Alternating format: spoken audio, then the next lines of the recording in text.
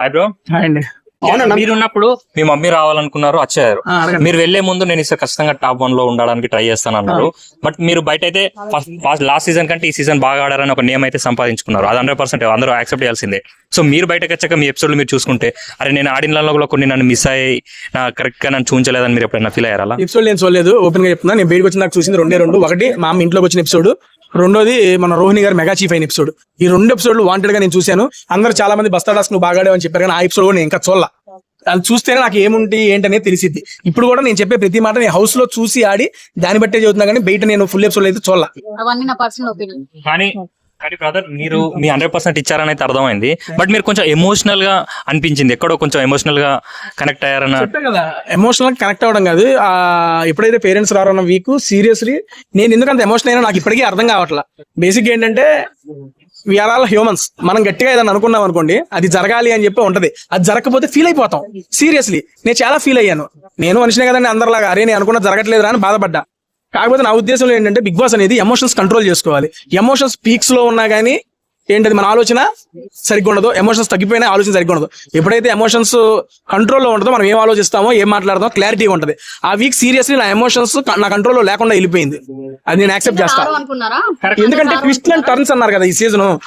ఇంకేం ప్లాన్ చేస్తున్నాడు పెద్ద ఆయన రాకపోతే, అరే నేను వచ్చిన దానికి మెయిన్ పర్పస్ నేను మిస్ అయిపోతానని తెలియకుండా లోపల చాలా బాధ కలిగింది. ఓపెన్ గా చెప్తున్నాను. మీరు వైల్డ్ కార్డ్ గా ఎంట్రీ ఇచ్చారు కదా, మీరు వెళ్లే ముందు మీరు ఏమన్నా లోపల మీరు అంటే వెళ్లే ముందు బిగ్ బాస్ చూసేస్తే నుంచోమంటే నుంచుంటా. బిగ్ బాస్ లో మీ ఫేవరెట్ కంటెస్టెంట్ ఎవరన్నా ఇప్పుడు ప్రెసెంట్ ఉన్న వాళ్ళలో 5 ఉన్నారా 6 ఉన్నారా? 6 లోపల అవుట్ కదా. రేపు ఎవరు అవుట్ అవుతున్నారు? అవునా? నీకు తెలుసు, మాకంటే తెలుసు బ్రో. ఎవరైనా బయటకు వస్తేనే కదా తెలిసేది మాకు. అలా కాదన్న, ఇప్పుడు అప్డేట్స్ ఉంటాయి కదా. Okay done. నాకు బేసిక్ గా నా ఫేవరెట్ అంటే ఎవరు లేరండి. ఆ మూమెంట్ లో ఆ ఊపులో ఎవరు వస్తే వాళ్ళు. అండ్ ప్రెసెంట్ ఉన్న దాంట్లో నేను అనుకుంది రోహిణి గారు అర్హులు అనుకున్నా. పాప మేడం గారు బయటకు వచ్చేసారు. నెక్స్ట్ ఊపులో ఉంటే మా గౌతమ్ గారు. ఓకే, ఆబ్వియస్లీ వాడిని ఫస్ట్ నుండి చూస్తున్నా కాబట్టి వాడికి చెప్తున్నారా బాగా ఆడుతున్నా చెప్తున్నారా? నేను అదేగా చెబుతున్నా, ఫస్ట్ నుండి చూస్తున్నా కాబట్టి వాడి ఆట నాకు తెలుసు, వాడు ఎంత కష్టపడుతున్నాడో నాకు తెలుసు. అండ్ ఇంకోటి హౌస్ లో ఉన్నారు కదా, గౌతమ్ ప్లస్ పాయింట్స్ ఏంటి మైనస్ పాయింట్స్ ఏంటి మీకు తెలిసినంత వరకు? బేసిక్ గా నేను చెప్పడం ఏం లేదు ప్లస్లు మైనస్లు. జనాలకు అది ఎలా కనబడిందో అది వాళ్ళ దృష్టిలో. నా దృష్టిలో ప్లస్లు మైనస్లు అంటే నాకంతే అంత వేరీ చేసి చూసి అంత ఏం కనపల్లా.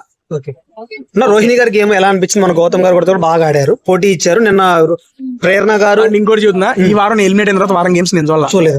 ఓపెన్ గా చెబుతున్నా, నేను చూడలేదండి. ఓకే, నాకు వేరే వర్క్స్ లో నిన్న మన శ్రీశైలం వెళ్ళి వచ్చి వాటితో నడిచిపోయింది. నాకు బేసిక్ గా నేనున్నప్పుడు ఆట గురించి అడగండి చెప్తాను. అంటే ఇప్పుడు టాప్ 5 ఫ్యూచర్ గురించి కూడా నాకు తెలియదు.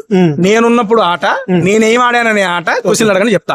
అవినాష్ గురించి చెప్పండి. అవినాష్ కి నేను చెప్పాను, నేను గురించి ఏంటబ్బా ఆడిన ఆట గురించి అడగని చెప్తా. మీరు ఒక డౌట్ ఏంటంటే, మీరు ఒక మాట అన్నారు కదా రోహిణి గారితో మనలాంటి కమెడియన్స్ సపోర్ట్ చేయరా అని. బట్ మీరు సపోర్ట్ చేస్తేనే అన్ని రోజులు ఉన్నారు, అది మీకు కూడా తెలుసు. బట్ సపోర్ట్ చేయరండి కప్పులు గెలవడానికి. పూర్తిగా నా మాట మళ్ళీ విను. కమెడియన్స్ కప్పులు గెలవలేరు అనేది మేము మాట్లాడుకున్న మాట, అది వాస్తవమే. నేను ఇప్పటికీ దాని మీద స్టిక్ ఆన్ అయ్యే ఉంటా. ఎవరేమన్నా I'm ready to open debate on the topic. కోపం ఎవరికి ఎందుకు రాదు బ్రో? మనుషులు కోపం ఎందుకు రావు? అందరికి వస్తాయి. ఎంతమంది సీరియస్ ఉన్నా దాన్ని నార్మల్ గా తీసుకొని ఆ ఎన్విరాన్మెంట్ కూల్ గా ఉండే స్వభావం బ్రో, ఒక్కళ్ళకి ఒక స్వభావం. తేజగాడు ఈ రకంగా ఏడుస్తాడని నాకే తెలియదు సీజన్ కి వెళ్ళేదాకా. వెళ్ళిన తర్వాత అమ్మ మనలో కూడా తేడుపుందా, మనలో సెంటిమెంట్ ఉందా నాకు తెలియ, నా కంట్రోల్ లేదు, అది వచ్చేసింది. నేను కొత్తగా పరిచయం అయ్యాను ఈ యొక్క సీజన్ లో. అండ్ ఇందాక సారీ చెప్పండి, మీకు తెలియకుండానే ఎవరైనా గొడవ పడినా వెళ్ళి దాన్ని సాల్వ్ చేసి నార్మల్ చేయటం అనేది తెలిసి వెళ్ళారా మామూలుగా? అది ఏది ప్లాన్ కదా, ఆ మూమెంట్ లో ఆ ఫీల్డ్ లో నాకు ఏది అనిపిస్తే అది చేశాను.